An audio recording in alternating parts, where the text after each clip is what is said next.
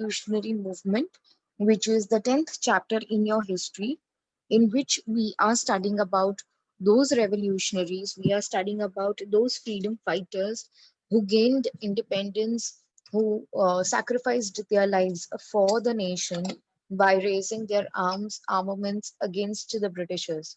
So, in today's lecture, we are going to study about all those revolutionaries, about all those freedom fighters who had raised armaments in order to fight against the British colonialism. So, with that, we'll begin with today's lecture. Okay. Last time we have already studied about one of this person. His name is Vasudev Balwant Phadke. We also studied about the Kukka movement and we studied about the Chapekar brothers. So, in the Chapekar brothers, we studied about how Commissioner Rand, a British officer, with his tyrannical rule, with his cruel rule, he was trying to disturb the peace in Pune. And then we had Chafekar brothers who shot him dead. And that is how we studied about the Pune incidents. In today's lecture, we'll begin with Abhinav Bharat. So, what is Abhinav Bharat? Before understanding that, we'll look at the picture over here, which has been given. This person's name is Swatantra Veer Damodar Savarkar. Talking about Swatantra Veer Damodar Savarkar, we see that he had started a secret organization which came to be known as the Mitra Mela. So, Swatantra Veer Damodar Savarkar की बात करें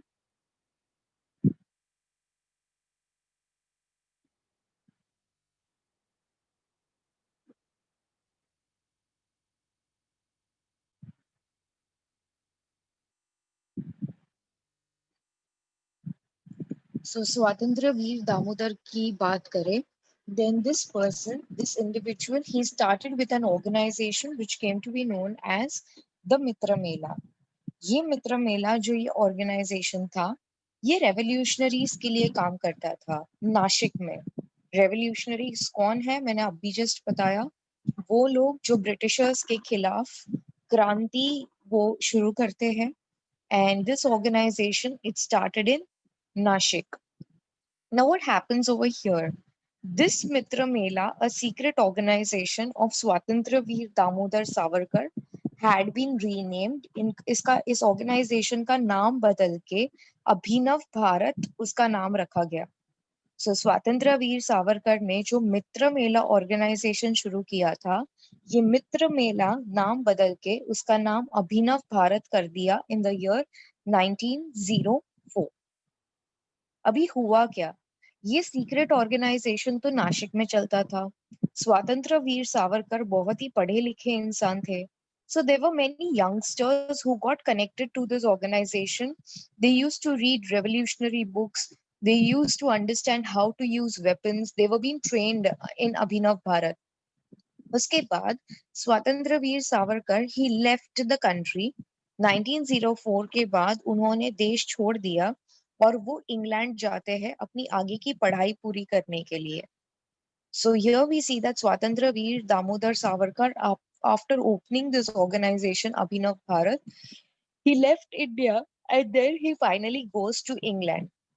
When he finally goes to England, he is going there for further studies. उनको और आगे पढ़ाई लिखाई करनी है. लेकिन वहां पे भी बैठ के वो शांत नहीं रहते हैं. वो अपनी पढ़ाई जरूर पूरी करते हैं, लेकिन उसके साथ साथ हम देखते हैं कि वो वहां से रेवोल्यूशनरी लिटरेचर बुक्स भेजते थे इंडिया में. मतलब उन लोगों की किताबें भेजते थे जिन्होंने क्रांति फैलाई थी यूरोप में. सो उनकी जो किताबें थी, रेवोल्यूशनरी लिटरेचर्स थे, वो यहाँ पे वो अभिनव भारत में भेजते थे. इंग्लैंड में बैठ के वो यहाँ पे गन्स का सप्लाई करते थे, गोला बारूद भेजते थे इंडिया में. तो अभिनव भारत में जो काम करने वाले मेंबर्स इंडिया में थे, उनको ये रेवोल्यूशनरी बुक्स पढ़ा के, उनको हथियार बेच के उन्होंने और भी ज्यादा पावरफुल किया उन लोगों को. So it didn't happen as such that after he left for England, he forgot Abhinav Bharat. But even sitting there in England, he used to help the members of Abhinav Bharat in India. He also wrote a book on a very inspiring revolutionary from Italy. तो Italy नाम का जो देश है, वहां के एक बहुत बड़े रेवोल्यूशनरी के बारे में उन्होंने खुद एक किताब लिखी है और ये जो रेवोल्यूशनरी थे उनका नाम है Joseph मजीनी। Joseph मजीनी, he was an Italian revolutionary. वो उन्होंने इटली में क्रांति फैलाई थी, लेकिन उनकी लाइफ स्टोरी के ऊपर बुक स्वतंत्र वीर दामोदर सावरकर ने लिखी थी, which was a very inspiring book. And while Swatantra Veer Damodar Savarkar was being put inside the jail for 50 years of imprisonment, 50 सालों के लिए इनको जेल में डाल दिया था ब्रिटिश सरकार ने जब तक वो इंडिया वापस आते हैं। So while he is there in the prison cell, जब भी वो जेल में कैद है, तभी उन्होंने एक और बुक लिखा जिसका नाम था the Indian war of independence 1857। So 1857 में जो क्रांति हुई थी, okay, you remember we had studied that chapter in which the Indians, they for the first time had a face off against the Britishers। 1857 के कुछ 50 सालों के बाद जब ये स्वतंत्र वीर दामोदर सावरकर वो जेल के अंदर है, तभी उन्होंने उस इवेंट को याद किया और उसके ऊपर ये बुक लिखा जिसका नाम था Indian war of independence 1857। Now, talking about Swatantra Veer Damodar Savarkar, as I told you, he was being imprisoned for 50 years of imprisonment. It was a rigorous imprisonment जहाँ पे उनको बहुत torture किया गया था at the Andaman Cellular Jail.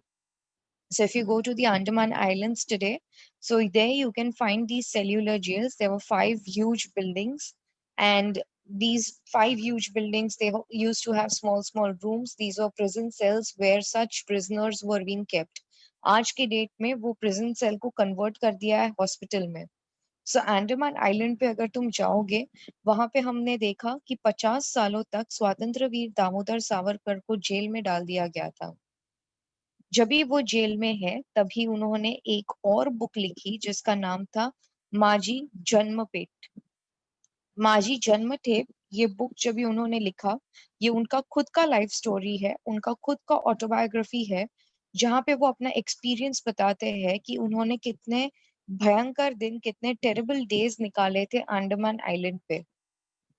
And more than that, हम देखते हैं कि जब भी वो रत्नागिरी में थे, तभी ब्रिटिश की सरकार ने उनको पकड़ के जेल में डाल दिया था। स्वतंत्र Veer Damodar Savarkar, he not only fought for the independence of the nation, उन्होंने देश की आजादी के लिए खाली लड़ाई नहीं की है, but he also tried to remove the caste differences. उन्होंने ये भी ट्राई किया कि वो इंडिया के सोसाइटी से जो लोगों के बीच में भेदभाव होता है, जो कास्ट के बीच में भेदभाव होता है, जहाँ पे अनटचेबिलिटी प्रैक्टिस की जाती है, जहाँ पे दूसरी कास्ट के लोगों को अलाउड नहीं है किसी और कास्ट के लोगों के साथ बैठ के खाना खाना, तो उन्होंने ये कॉमन डाइनिंग शुरू किया। He also talked about the purification of language. So here he is not just a freedom fighter, but he is also a social worker. He was a great writer, and more than that, he was also a president once in the year 1938 in Mumbai, and he was the president of Marathi Sahitya Sammelan. Marathi साहित्य सम्मेलन, ये जो organisation है, ये literature के ऊपर काम करता है। पोएट्स को, फिर ऑथर्स को वो साथ में लेकर आता है और उनके बीच में डिबेट्स और डिस्कशंस होते हैं। तो इसी मराठी साहित्य सम्मेलन के एक बार प्रेसिडेंट खुद स्वतंत्र वीर दामोदर सावरकर रहे थे in Mumbai in the year 1938। So I hope you guys have understood till here. There are no queries till here. In case if you have any queries, you can just drop it in the chat box. It's a very easy chapter. So we'll move ahead with the next part of this chapter. And in the next part of this chapter, wherein we are talking about Abhinav Bharat, स्वतंत्र वीर दामोदर के जो बड़े भाई थे, उनका नाम था Babarao Savarkar. So again, I will repeat this. The elder brother of Swatantra Veer Savarkar, his name was Babarao Savarkar. We saw that Babarao Savarkar, he had been arrested by the British government, कि उनको ये अंदाजा लगा था कि अभिनव Bharat India में कुछ ऐसी एक्टिविटीज कर रहा है जो ब्रिटिश सरकार के खिलाफ है। इसीलिए बाबूराव सावरकर को पकड़ के आजीवन प्रिजन सेल में डालने का निर्णय लिया गया था। That means Babarao Savarkar, he had been sentenced to lifetime imprisonment. That means till the time he dies, he will be throughout his life in the prison cell. This decision had been taken by the British government and he was being put inside the jail. वही अभिनव भारत ये जो organization था, this Abhinav Bharat organization, it had a youngster working in it and his name was Ananta Lakshman Kankhare. तो ये अनंत लक्ष्मण कनखरे ये जो इंसान थे ये अभिनव भारत में काम करने वाले एक बहुत ही यंग इंसान थे. He came ahead and he killed an officer called as Jackson. ये एक ब्रिटिश कलेक्टर थे नासिक के. उनको खुलेआम बीच सड़क में हम देखते हैं कि अनंत लक्ष्मण मार देते हैं. इसके बाद ब्रिटिश सरकार और भी ज्यादा भड़क जाती है और ये अभिनव भारत से कनेक्टेड जितने भी यंगस्टर्स थे उनको पकड़ पकड़ के जेल में डाला गया.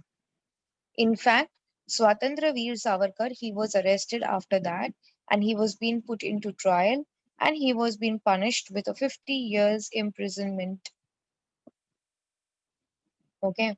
In case if you have any queries still here, just ask me or else we'll move ahead with the next part of the chapter then. Fine. So we'll move ahead with the revolutionary movement in Bengal.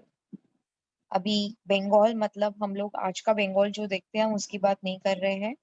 When the Britishers they ruled over India, जब भी Britishers India पे rule करते थे उस time का बंगाल बहुत ही बड़ा था. It was undivided India.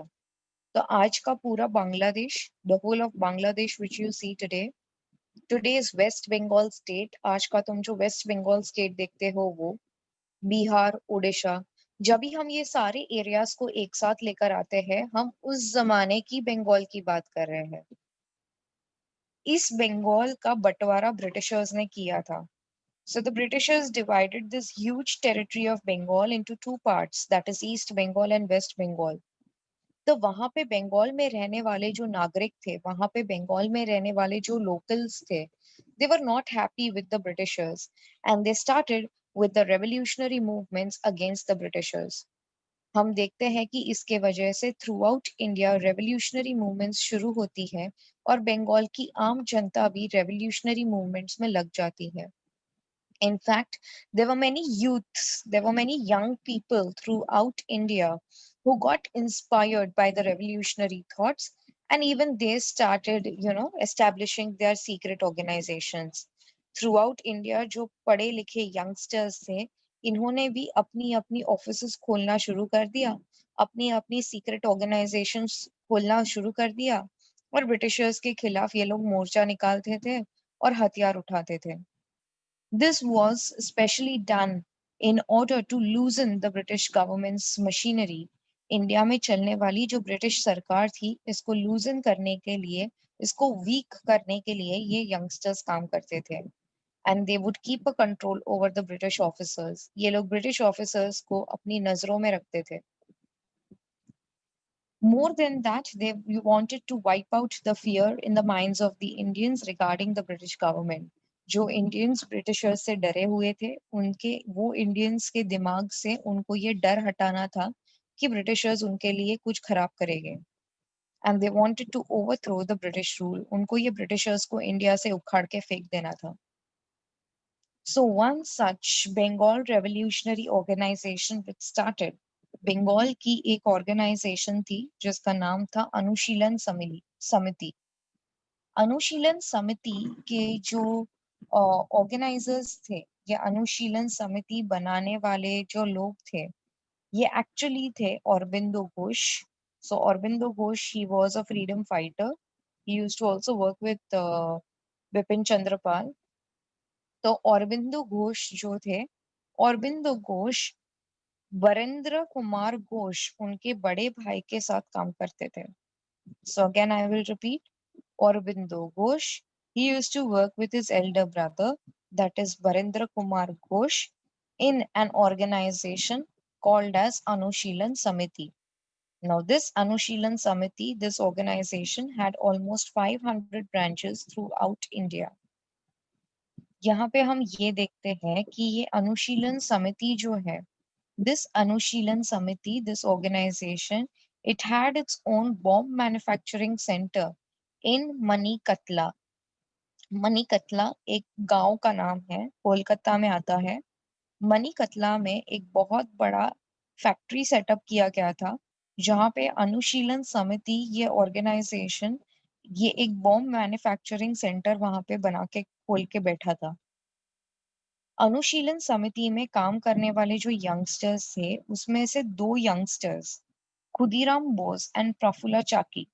So Khudiram Bose and Prafula Chaki were two of the young guys who were working in Anushilan Samiti. ये दोनों यंग लड़के क्या करते हैं, एक दिन वो सड़क के बीच में जाएंगे। In the early morning hours they are trying to kill अ जज, अ ब्रिटिश जज हुज नेम इज किंग्सफोर्ड। तो सुबह सुबह में हम देखते हैं सड़क के बीच में खुदीराम बोस, प्रफुल्ला चाकी, ये दो छोटे यंग लड़के थे जो जाके किंग्सफोर्ड नाम के एक ब्रिटिश जज को मारना चाहते हैं। वो उसके ऊपर बॉम्ब फेंकना चाहते थे। सो उनको पता था कि किंग्सफोर्ड अपनी गाड़ी में आएगा, और जब भी वो अपनी गाड़ी में आएगा तो बाहर से ये लोग वो गाड़ी के ऊपर बॉम्ब फेंक देंगे। लेकिन बाय मिस्टेक जिस गाड़ी पे उन्होंने बॉम्ब फेंका, उसमें किंग्सफोर्ड नाम का ब्रिटिश जज नहीं था। उसमें दो यंग वुमेन थी, ब्रिटिश वुमेन थी, जो मर जाती है। इसके वजह से ब्रिटिशर्स बहुत ही नाराज हो गए। और फिर उसके बाद हम देखते हैं कि प्रफुल्ला चाकी, उसको पता था कि वो अगर ब्रिटिशर्स के हाथ में लग गया तो ब्रिटिशर्स उसकी बैंड बजा देंगे, तो उसने खुद को ही मार दिया। He took a revolver in his hand and he shot himself in front of the British officer itself. Khudiram Bose वहां से भागना चाहते थे, लेकिन एंड में ब्रिटिशर्स ने खुदीराम बोस को भी पकड़ लिया और फिर उनको फांसी पे चढ़ा दिया। धीरे धीरे ब्रिटिशर्स अभी इन्वेस्टिगेट करना जानते हैं। वो आगे रिसर्च करेंगे कि ये अनुशीलन समिति किसने शुरू किया। इसमें औरबिंदो घोष का नाम देखा गया था, but since Britishers did not find any enough evidence of Aurobindo Ghosh being associated with अनुशीलन समिति, उन्होंने देखा कि औरबिंदो घोष के खिलाफ कुछ ज्यादा सबूत मिले नहीं कि वो अनुशीलन समिति के ही एक मेंबर है, तो उसके वजह से औरबिंदो घोष को छोड़ दिया गया था। लेकिन उनके बड़े भाई बरिंद्रनाथ कुमार घोष को अरेस्ट कर दिया गया था। इसके बाद अनुशीलन समिति में जो दूसरे मेंबर्स काम करते थे, उनको बहुत ही लंबे समय के लिए इम्प्रिजनमेंट सेंटेंसेस दे दिए गए थे। So for a very long time, there were many members of Anushilan Samiti who were there behind the bars then. Fine. So that's all about Anushilan Samiti. We'll move ahead with the next part in this particular heading, that is revolutionary movement in Bengal. In case if you have any queries, you can just drop it in the chat box. And if not, then listen to me carefully. It's a very simple chapter. There is nothing haywire in it. Fine. So we'll get on to two other people now. The first person is Rash Bihari Ghosh, as you can see him over here. And the second one is Sachindra Nath Sanyal. Sach Sachindra Nath Sanyal and Raj Bihari Ghosh were two of the revolutionaries. ये दो ऐसे इंसान थे जिन्होंने through out Bengal के बाहर आने वाली जितनी भी टेरिटरीज थी, वहां पे अपने अपने रेवोल्यूशनरी सेंटर्स खोल के रख दिए थे। ये रेवोल्यूशनरी सेंटर्स काम करते थे पंजाब में, दिल्ली में, उत्तर प्रदेश में। एक बार राश बिहारी घोष और उनके एसोसिएट, उनके साथ काम करने वाले इंसान ने साथ में मिलके एक बहुत डेयरिंग वाला काम किया कि वो वाइसरॉय हार्डिंज को मारना चाहते थे। ब्रिटेन के राजा का जो असिस्टेंट है, he is called as the viceroy. तो उस जमाने में इंडिया का वाइसरॉय लॉर्ड हार्डिंज थे।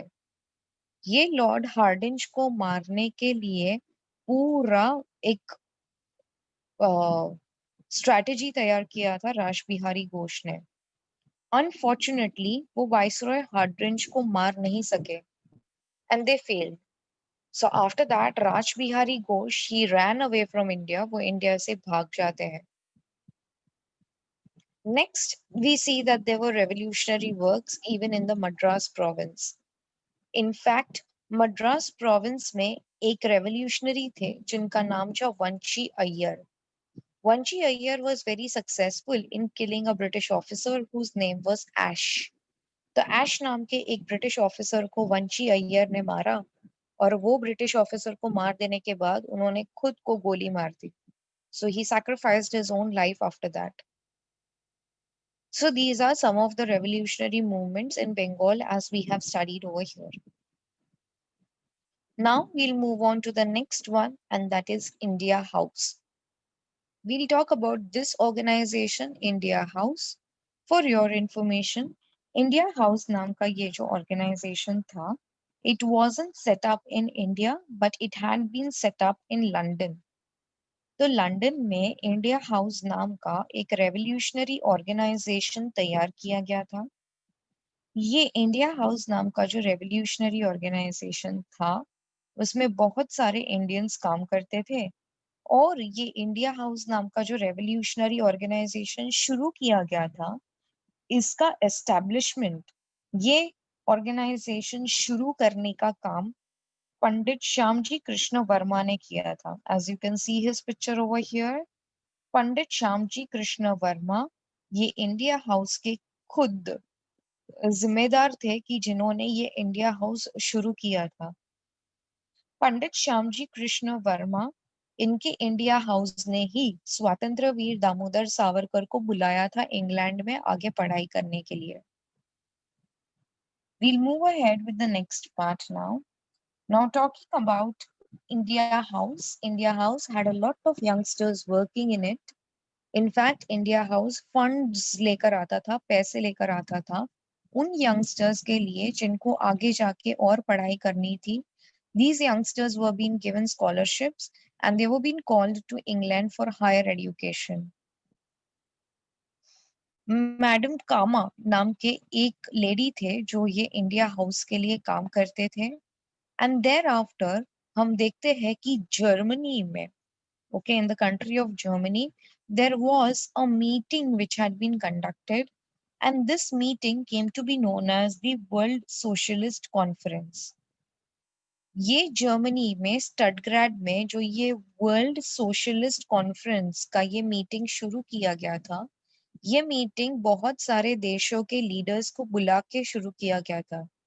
Where we see that Madam Kama, for the first time in Germany, in Stuttgart, she is going to unfurl the Indian national flag abroad for the very first time.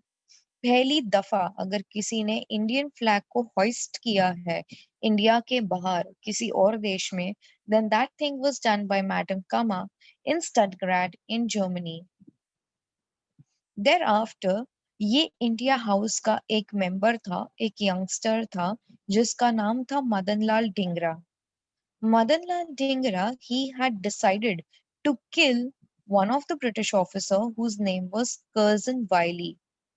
Curzon Wyllie नाम के ये officer को हम देखते हैं कि मदनलाल ढींगरा मार देते हैं. उसके बाद ब्रिटिशर्स बहुत नाराज हो जाते हैं, वो मदनलाल ढींगरा को अरेस्ट करते हैं and then they hang him to death. उसको फिर फांसी पे चढ़ा दिया और मार दिया. So I hope you guys have understood till here. There are no queries till here. In case if you have any doubts, then just let me know. Okay, then we'll move ahead with this chapter.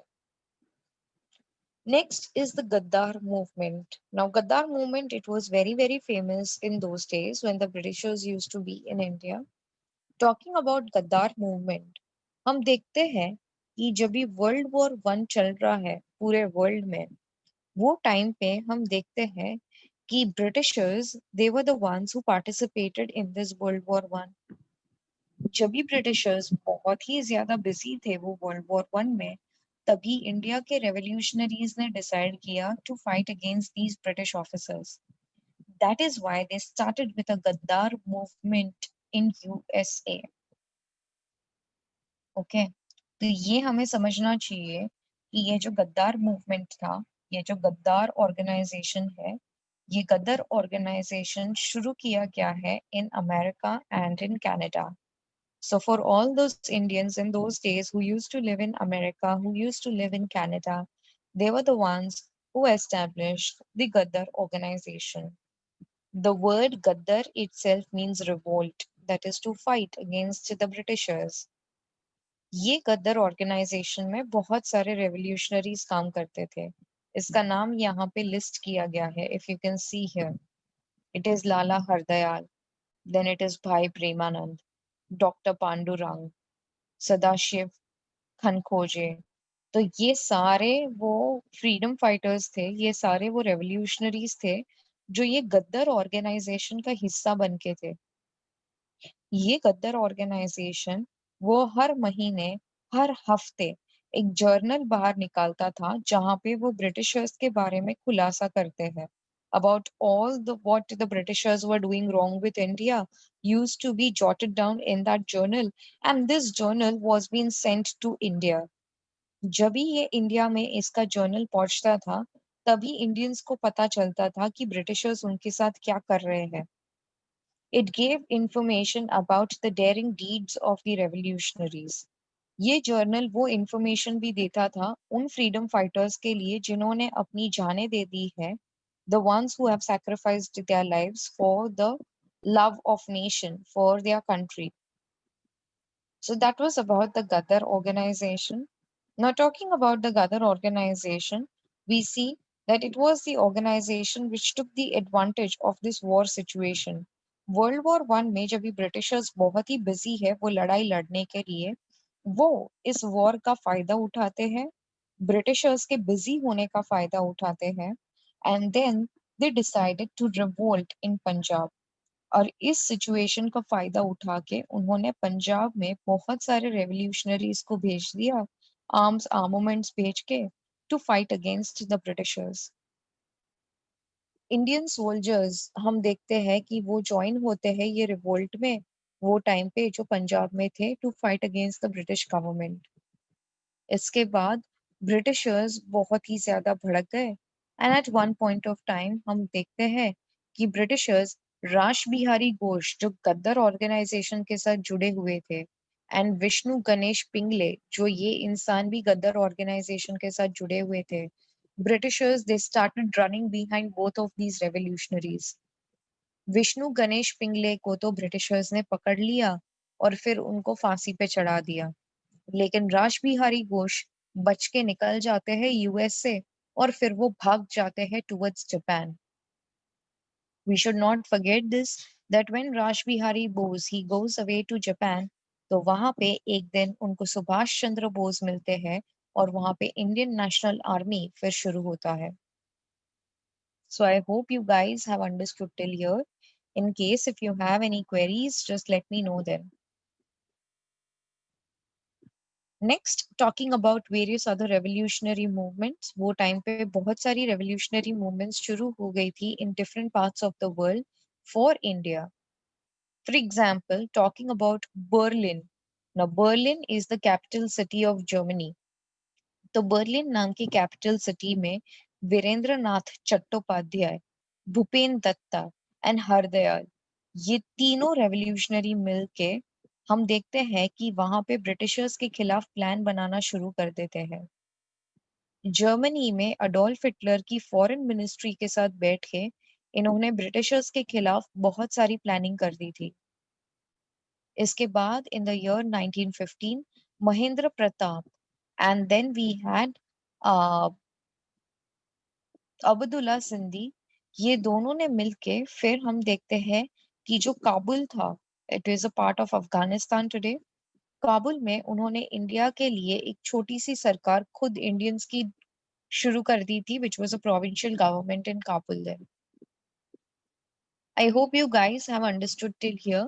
In case if you have any queries still here, you can stay back for the class and then rest of the people can leave.